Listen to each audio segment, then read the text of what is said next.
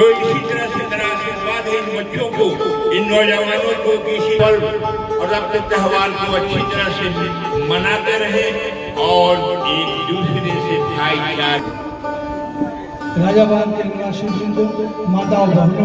আমরা এখন এসে উপস্থিত হয়েছি রাজাবাগান সার্বজনীন কালী পুজো কমিটিতে এবং 57 বছর সম্ভবত এবছর 57 বছরে পদার্পণ করেছে এবারে কালী পুজো। প্রতিবারের মতন এবারও আন্তরিকতার সাথে এই পুজো পালিত হচ্ছে।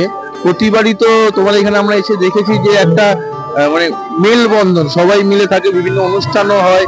তো এই বছরে কি প্ল্যানিং আছে?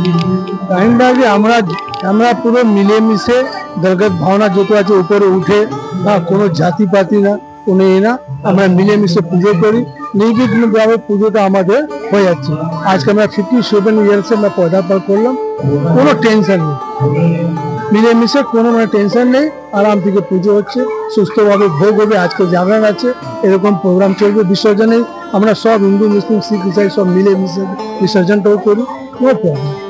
রাজাবাগান মানে হচ্ছে প্রায় মিনি পাকিস্তানের মতো, বিভিন্ন রকম মানুষের সমাবেশ হচ্ছে এই রাজাবাগান। পাকিস্তান নয়, মিনি পাকিস্তান নয়, এটা mini India. If you want to see their democracy, here is a democracy. India is unity in diversity. হ্যাঁ, এতে অনেকটা বিভিন্ন জাতি বিভিন্ন মজহবের লোক আছে, তাতেও আমাদের একটা আছে। আমরা ঈদ বকরিদও করি, যাই আমরা, ওরা আমাদেরকে ইনভাইট। এখন দেখলেন তো আমাদের মঞ্চে একটা মুরব্বী মানে সিনিয়র সিটিজেন মুসলিম ভাই ছিল, আমাদের কোনো প্রবলেম নেই। এটা মিনি পাকিস্তান না, এটা মিনি ইন্ডিয়া। আপনার মিস্টেক হয়েছে, মানে ডেমোক্রেসি দেখার জন্য আমাদের এখানে ধর্ম নিত, আমরা কিন্তু রাজাবাগানে মিলেমিশে।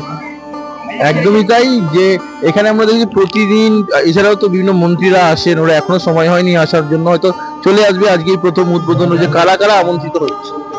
কিন্তু আমাদের কালকে যে উদ্বোধনটা হলো তাতে যে অনেক মন্ত্রীরা এসেছেন। এখানকার যে ফোরপিতা কার্তিক চন্দ্র মুন্না উনিও এসেছিলেন, তারপর ডক্টর শান্তনু সেন উনিও এসেছিলেন, রাজেশ সিনহা, দেবাশিস সিনহাও এসে, দেবাশিস বিশ্বাস কুমারও এসেছিলেন, আর আরো আসবেন সময় পেলে। অনেক জায়গা হচ্ছে, তো সময় যেটা পাবে আস্তে আস্তে করে।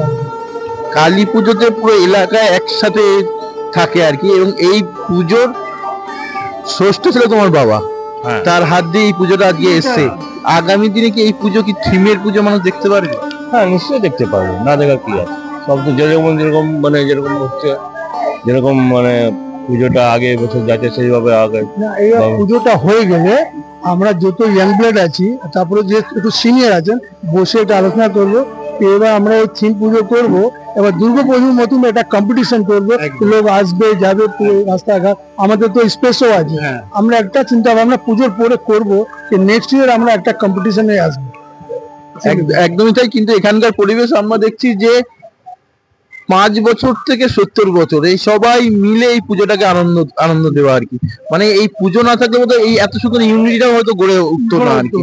তো এটা তো একটা বাড়তি পাওনা, কি মনে হয়? হ্যাঁ, এটা বাড়তি পাওনা কি, আমাদের যে সোসাইটি আছে এখানকার, প্রথম থেকে দেখলাম বাচ্চাবেলা থেকে দেখলাম পুরো মিক্স ছিল। ওই মিক্স সোসাইটি, আমাদের সিনিয়র ছিলেন, ওনারাও এসে বসতেন, হিন্দু মুসলিম সব। আগে এখানে একটা নাটক হতো, আমরা সব মিলেমিশে নাটক করতাম একটা, বুঝলেন তো।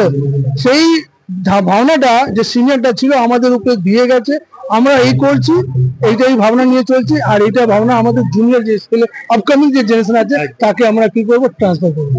একদমই তাই, এই জায়গায় রাজাবাগানে এই জায়গায় আসলে একটা ইউনিটি দেখতে পাওয়া যায়। এবং প্রতি বছরে না, এবছরও যে পরিবেশ, এই পরিবেশের জন্য বিশ্ব বাংলা টিভি সেরা পরিবেশ শ্যামা পুজোর সেরা পরিবেশে পুরস্কৃত করছে।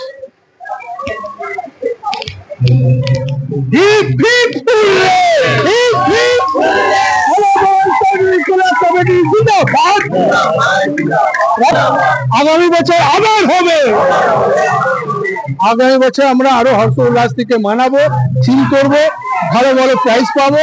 এইটাই নিয়ে আমাদের একটা স্বপ্ন আছে, এই স্বপ্নটা দেখি পুরো হোক কিনা। আমরা মিটিং মিছিল করবো।